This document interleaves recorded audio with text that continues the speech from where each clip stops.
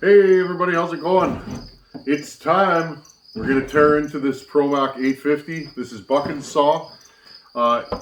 He sent this to me so that I could play with one. I kept asking him, Buckin, what do those 850s run like? I'd never run one. These do not exist around here. And so he sent me this saw. He said run it and see what you think, and then port it. Do what you want with it. So this one, my first notes on this saw, tons of compression. This is a saw you definitely want to start with the decomp, or at least I do. That's because I got girly arms. The saw pulls pretty well. It cuts at a pretty decent rate of speed. It idles, it starts. This is a good saw. This was one that he's had for a while, I believe. And so I wanted to run it and just say, hey, how does this thing run? To foresee if there's any problems, I'd rather spot them before I port it. Sometimes you port a saw and you think you're porting or something you did caused an issue, and you may have had an ignition problem or whatever. Look at the Super Pro 70 that we did. That had an ignition problem, which was already present before I ported the saw. So what I'm going to do right now, I'm going to pull this thing down basically to the block, and we need to tear this apart and inspect the cylinder. I have the timing numbers on this saw already. I have to make a plan of what I want to do to this saw. Parts are pretty much unobtainium for these, so there's a few guys that have them, but there's not a ton of parts for these. So I would like to get this thing rocking and rolling on the first go without too many problems. I've been studying this power saw for months, running it and just seeing what the deal is with it. So I think I'm ready. Let's get this going. Donnie Walker and Iron Horse also ported Max for him. So I'm following some good guys, great porters, great people. So I'm happy to throw my name into the pot and see what I can do with this. Without further ado, I'm going to tear this down a little bit farther, and we'll jump back in when I got more to show you guys. I got to drain the gas and oil and do a couple other things. Give me a second here.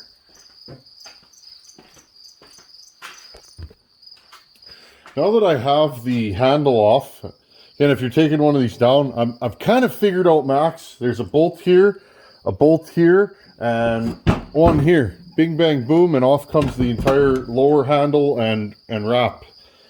Actually, not too bad. Again, first time I worked on one of these, I was like, what did I get myself into? Macs are a little different. Okay, I was talking to you guys in an earlier video about needing a heat shield. Okay. This is the factory heat shield, okay? It does not fit over this pipe, okay? Factory, the pipe goes right here. Okay, so what we're gonna have to do now, I could hack this heat shield up and do all kinds of debauchery with it, but I'm not gonna do that. What I'm gonna attempt to do is make one. See what's going on here? It ties this in with the recoil, and then as the air is drawn in, it gets forced out of the recoil housing, off the flywheel, and over the cylinder. And again, we need another one from the back over to here, and it mounts here. I might actually drill and tap a bolt or two onto this and make that my secondary mount for it. So just some of you guys were curious, so that's the deal. Without that, the cylinder runs too hot. You think it would run cooler because it's open to the air, but it doesn't get enough flywheel air over top of there. Okay, let's keep ripping this thing apart. One thing about this pipe, it's a little fiddly to get it off. See, you got to come in from here. You got to take the recoil off. So I just wanted to show you guys that. No free lunches when porting or making Max go fast. I already think I have another idea for a pipe for one of these. My brain's always going, there's a cricket. I know, there's crickets in here. I don't even hear them anymore. Get away from there. Okay, so I'm going to pull the recoil off, and let let's keep going. Bolt here, there. I have this thing basically just mocked up. Okay, friends, we have the exhaust off. She's got a few little scuffs and rubs on her, not terrible. We'll have a look at her when we take her apart. I'm not really too concerned. The rings look good. These old saws ate a lot of debris. In my experience, it just seems to be par for the course. We'll see what this one looks like once we get further into it. Again, there's that funky pipe that we built. I know, I am a welder. That's the fun of prototype work. It doesn't have to look good. It just, you're proving out a theory, right? Just grabbing my 5/16. Okay, let's take the carburetor off.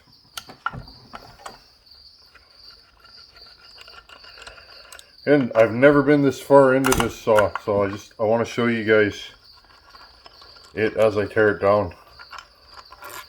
I did see the scuffs on the exhaust side before. It is what it is. Okay.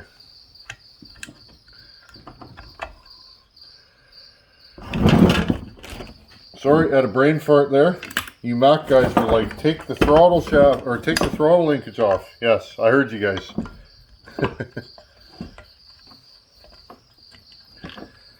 Okay. Let me get this choke off of here. There we go.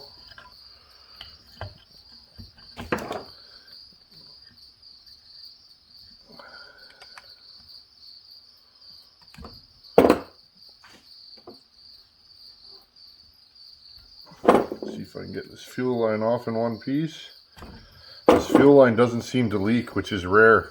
Most of these Macs I've had in here, the fuel line leaks right here at the fuel tank. If you're new to Macs, and believe me, I am not a Mac guy, but I try and share info. Right here they seem to leak. This one's not too bad. Okay, there's our carburetor. Again, we'll throw this in the bag of parts. Interesting.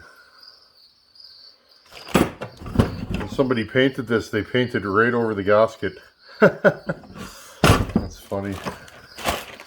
Okay. AV mounts. Grab the ratchet. This is actually pretty much identical to the Super Pro.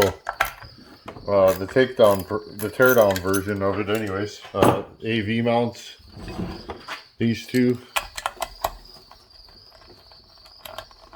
I'm happy you guys like this setup. I think we'll keep this for a while. Oh, I'm still learning my shots, you know, exactly what the camera can and can't see. You guys that do YouTube know what I'm talking about, eh? Okay, I got 2 more bolts right here underneath. Now this one has a ground right here, a ground cable. I'm just trying to list all these little differences between this and the Super Pro 70. The heat shield is different. On the Super Pro 70, it wraps around the whole engine, makes it a nightmare to tear down. Because if you're a guy like me, which hopefully you're not, but if you're a guy like me, you forget to put it on every time. There's the other bolt. I would put that Super Pro together, 110%, and then realize that the heat shield goes on first, not last. And if you ain't first, you're lost, like Ricky Bobby. There we go. Get rid of the part that makes gas stink. I got as much fuel out of this tank as I could. Almost got her. There we go. Okay. Now I will slowly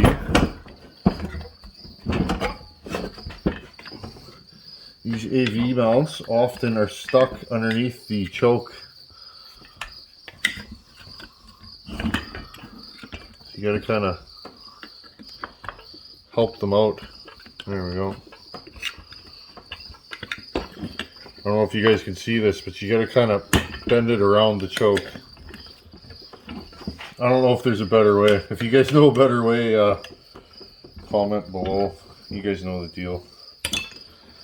Once you get one side out, usually the other side will go. There you go. Just give me a second here, friends. I'm going to fumble with this and see what I forgot to take off. Oh, the intake. Okay, friends, let's take the intake screws off. Again, I don't take myself seriously. I'm just a fellow like you guys out there. I work on power saws, and I have fun doing it.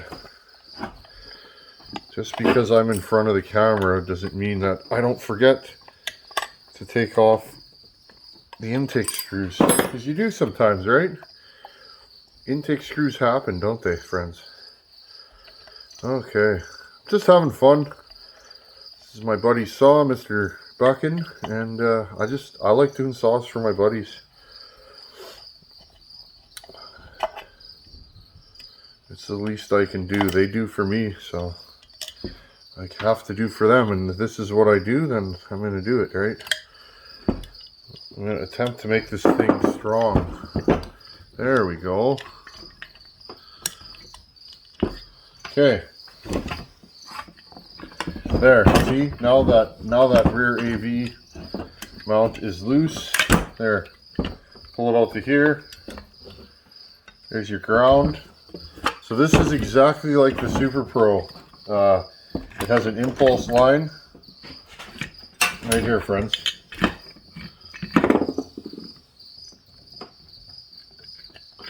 Whether we can get it off in one piece or not is another thing, because that wire is turned. Whoa. Just about stabbed myself in the face there. Give me a second here, friends. I'm going to see if I can get this wire turned around. Okay, there we go. Just have to undo the impulse line. Hooks up here. And get rid of the fuel tank, because it's leaking everywhere. I'll just put it down here on the floor. Okay, I'm going to blow all this off. I'm going to put a rag in here. Here. Put a rag in here, blow all this off, and keep going. This saw's pretty piggy, so it's been used. And AV mounts are not in the best shape. I'll have to see what I can do about that. Okay, we blew her all off here. I took the rear AV mount off. Flywheel needs to come off now, and the clutch. I got to see if I have a puller to pull these off. We'll see what we can rig up here.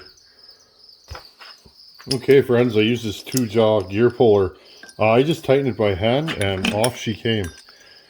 I thought perhaps that thing was going to be a bear, but it's not. So there we go. I'm happy. It's nice when things come apart easily. Now we'll go and do the flywheel side. Before we take the flywheel off, might as well take the coil off. This saw needs a good bath. She's been used. I don't think by Buckin. Buckin sends me clean saws generally, but this one was clean on the outside, but it's dirty on the inside. So I reckon that's just from years and years of being used. Okay, there's your coil. 2 coil bolts. Just showing you guys the basic teardown, then we can get into this thing. And same thing. I lightly tighten this with my scrunch, and before I could hit record, it just popped off. This saw is cooperating. I like that. Okay, I'm just going to do a little cleanup here. Put everything. I like to bag everything, and I mean everything. You never know when you're coming back to a saw. Now, I would really like to do this saw in a timely fashion, but you never know what you're going to find, right? So I just put everything. I use the highway bags that their cylinders come in. Work perfect. Okay, so here's your basic cylinder. I'm getting faster at this, that's for sure. This one here, the bolt is on the inside, the nut, so for the flywheel. So I'm just going to keep on going here. Or not, the nut for the anti-vibe, not flywheel. Can you tell it's getting hot out, friends? Here, let's see what we got here. There we go. this oil tank was not leaking, which is nice. A lot of times when I get Max here, because I've had several now here, they tend to leak at the bottom. No biggie. Make a new gasket. Oh, I guess we didn't get all the oil out of there. That's fine. Let her buck. I ain't scared to wipe up a little bit of oil. I've wrenched on a lot of stuff, and let me tell you, chainsaws are one of the dirtiest things I've worked on.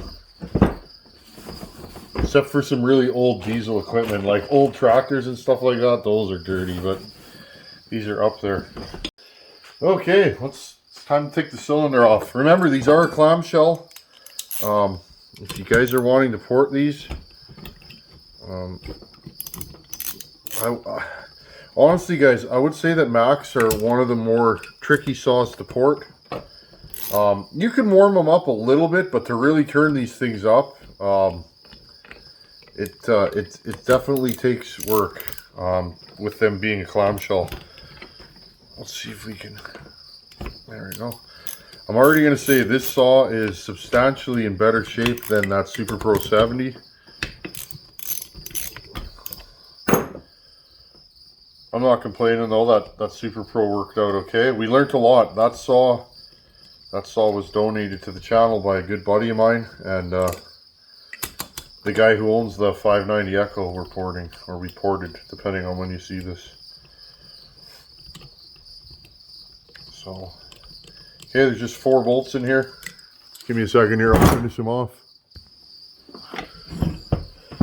Okay friends, this bolt here, you usually can't get it off without taking the top of the oil pump off, unfortunately. Again though, this saw seems to be cooperating, so this one has a nut on the bottom of it.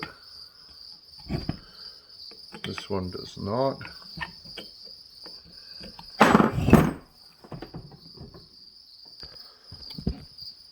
Okay friends, I dropped the screw for the top of the oil pump here, but we found it.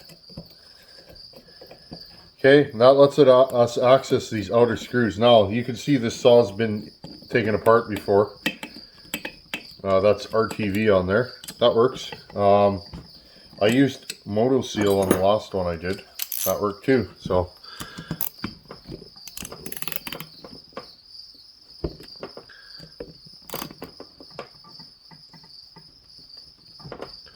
oh, I was getting scared there. I thought that might not come out. Oh, don't want to lose that. That's that little disc for underneath the oil pump. Put that in the bag.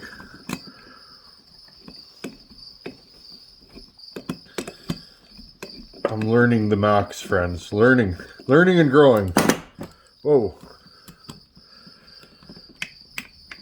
The key is with this thing is just to get it down to the case. And then we can have a look-see. Now this case has been welded and repaired. Seems to be a good job. Whoever did it did a good job. And then they drilled and tapped a new hole. So pretty cool. Look at that.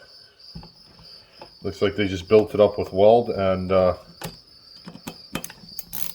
filed it down so it was halfway the same as stock. And they even made sure you could access that screw there. So pretty cool. Okay, so the long screw goes on this side.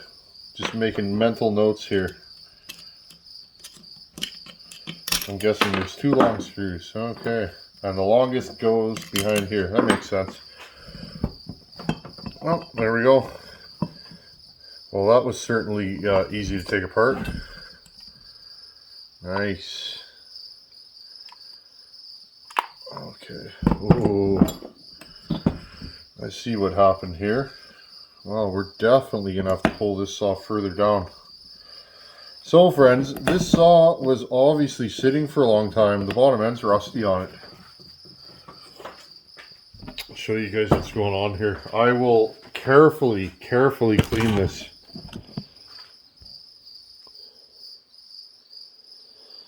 That 181 that TK sent us, same thing. When I pulled that saw down, it had rust in there. Oh, we just dropped one of the cylinder bolts. Just want you guys to see that. And that is from sitting in a wet climate, cold climate. Now, they typically don't rust when you're just storing your saw. Might as well push these all through. They typically don't rust when you're storing your saw, but if the bottom end gets dry and there's no mix oil and fuel in there, it can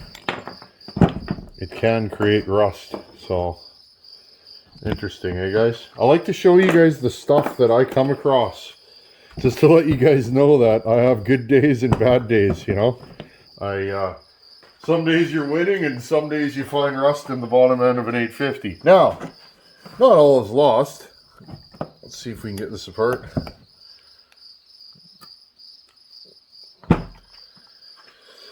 Let me find a mallet here, friends. Not all is lost. We've already run this saw. This saw runs great. Not everything has to be perfect. There we go. Not everything has to be perfect, friends, on old power saws. I like vintage and I like original. Like I don't...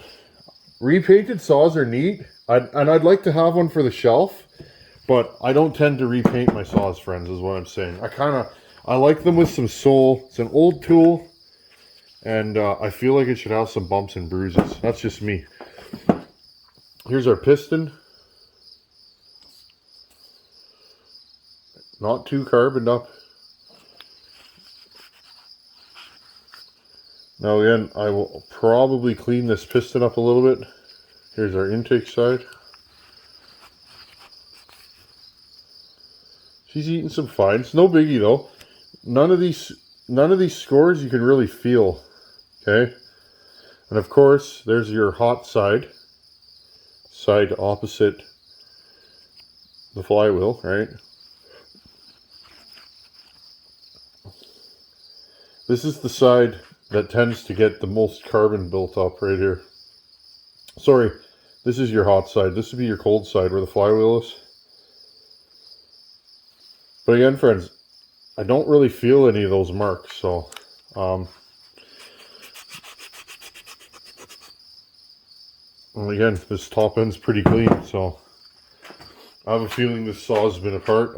Well, it has been apart, but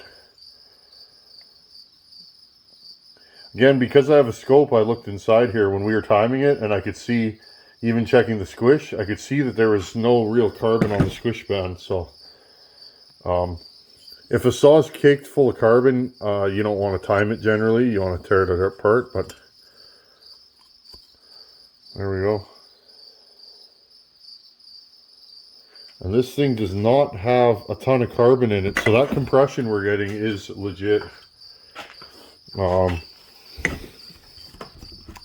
Let's have a look at the cylinder together.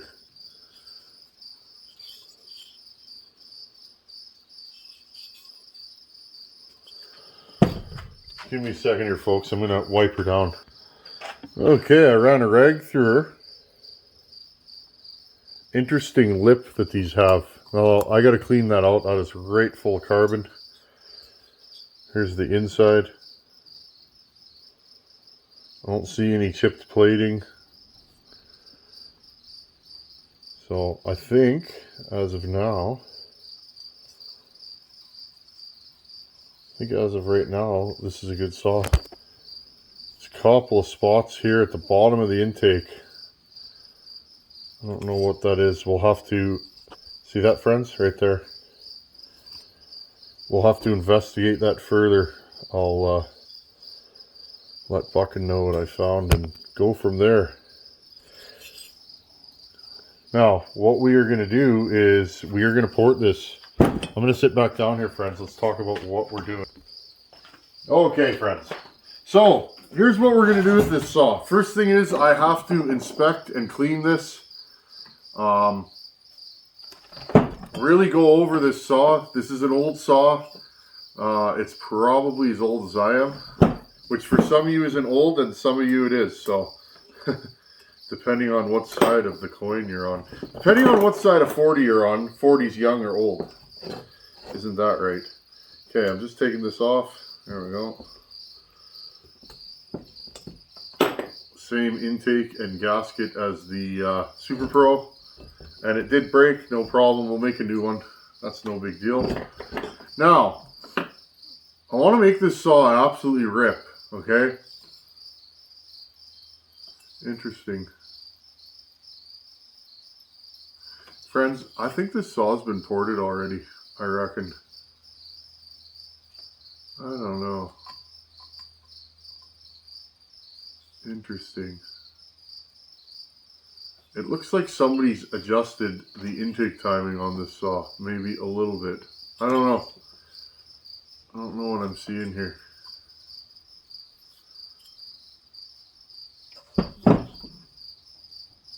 Maybe not, friends. I don't know what I'm seeing. I don't know if that's grind marks or... Oh, it's corrosion, friends. Friends, I thought I was seeing like Dremel marks in here. There's a little bit of corrosion in the intake, which you couldn't see. It was hidden by this spacer. There's a little bit of corrosion behind where the wings were. And I thought it looked like somebody ground in there at some point in this saw's life. I was like, oh, this saw's been ported, but it has not. There we go. Okay, friends, so what I want to do, I want to make this saw absolutely rip. How am I going to do that? Well, I'm not sure right now. I've been studying this saw for the last couple months. You guys have seen me kind of mess around with it. I put a pipe on it. I don't know what I'm going to do here, friends. I'm probably going to raise the exhaust roof. Not sure how far yet, but I'm going to raise the exhaust roof a little bit on this saw. What was our timing numbers? Let me have a look here. Just let me find the page here, friends. What were our timing numbers on this saw? I gotta go back here a little bit.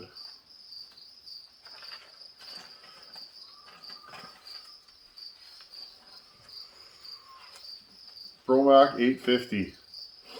Our exhaust opens at 104. We have 10 degrees of blowdown. Our transfers open at 114.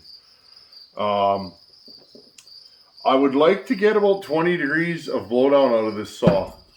So I need to add 10 degrees of blowdown. I'm not sure how I'm going to do that. I know these can be made to rip. Guys did them. I just got to crack the MAC code and figure it out. So I'm definitely going to raise the exhaust roof some. Or I may deck this cylinder. I haven't decided yet. I did deck the cylinder on Buckin Super Pro 70. If any of you guys were curious, yeah, I did. It was an idea I had, and it seemed to work.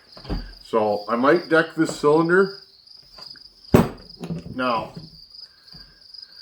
I don't think this piston would handle a pop-up. Let's have a measurement here.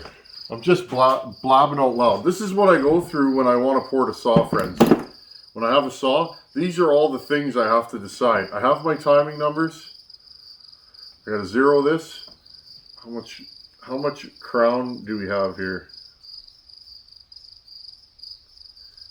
So the piston crown on this is already pretty thin. It's 73 thousandths, 75 thousandths.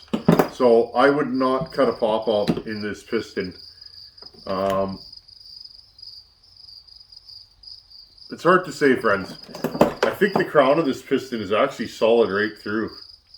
But here's the deal, friends. If you cut a pop-up in your piston and you go too thin, this top ring will eventually tear the top of the piston off. It could be right away. It could be in a few tanks. If you run a short bar, it might last longer than a long bar. It could happen. So if I could just cut a pop-up in this thing, I would. The other thing I could do is deck the cylinder and cut the combustion chamber or the squish band higher. That's a possibility, as long as my top ring doesn't go above the plating. There's lots of ways to skin this one there, friends. I don't want to drop the cylinder too much because I might end up with too much intake timing. Macs have a very wide intake and not a ton of intake timing. So Macs obviously do their intake with the width, not with the up and down. from what I can tell. They are giant intakes though. It's very wide. So the exhaust port in the saw is pretty large too. So again, friends, I just wanted to tear this down. I want to study it and decide what I'm going to do with it. Definitely want to make this thing rip. I was happy with that Super Pro 70. Apparently those aren't the torqueous saw stock, and that Super Pro. Okay, friends, well, now what I do typically, now that I have the saw ripped apart and I've looked it over, I'm measuring this and that. My piston crown is only 75 thousandths, so right there I would not cut a pop-up into this saw. Unless you're going to single ring it, I guess, and you could cut the top of the piston off and make that the pop-up. I don't know how well that would work though, but yeah, you guys asked me that on a pop-up, friends. You don't want to cut it too thin. Okay, if you cut the top of the piston too thin, eventually your ring's going to pull the top of the piston off. You'll just break it all the way around, and that's the end of the saw. Usually the end of the cylinder and bottom end. So be aware of that. So this saw has 10 degrees of blowdown. The exhaust opens at 104. I'm going to move the exhaust up some. I'm not sure how high yet. I'd like to add a little intake and a little exhaust to this saw. Now, these transfers, these look exactly, and I mean exactly, like a Super Pro 70. So, I'm probably going to do the same moves to these transfers. If you guys have a look-see here. They are interesting transfers. They go on an angle. They kind of do a twisting motion. I guess that's to make atomization. I don't know. I guess we can assume it works, but how well, I don't know. New saws, I don't see that in them anymore. But that could just be a matter. You can assume if something's old and they don't do it anymore, it doesn't work. It could be the cost to manufacture it. Remember that. This saw could be super expensive to manufacture if, you know, with the way they'd have to cast those twists in. So work with what you got. I'm not exactly sure what I'm going to do with this saw yet, but like I said, I'm going to raise the exhaust roof some and give it a smidge more intake timing and go from there. I'm going to have to clean up this crankshaft and do a few other little things to it. So anyhow, friends, I'm super excited. This thing rips stock, especially with the pipe. This little funky pipe that I built really made this saw wake up. Remember, when you have short blowdown, my experience with short blowdown is that works good. The saw will be zippy, but not if you got a stuffed up exhaust like these do. If your blowdown's short, your exhaust opens and your transfers open right after. You don't have enough time to get that exhaust out, especially in a stock saw. So putting this pipe on was a way of trying to correct 10 degrees of blowdown, which is what this saw has. Other than that, I'm pretty happy with what I see in here. This thing's clean inside. I don't see anything too untoward. This thing's in substantially better shape than the Super Pro 70. So next time we work on this saw, we're going to do some porting. I'm going to go slow and steady. I went full tilt with the Super Pro 70. I'm going to dial her back a few degrees on this saw and just kind of see what I can get out of it. Okay, friends, thanks for coming along. As always, thanks for hanging out in my little saw shop in rural Manitoba. I appreciate having you guys here, and I'll see you guys in a couple days. Later.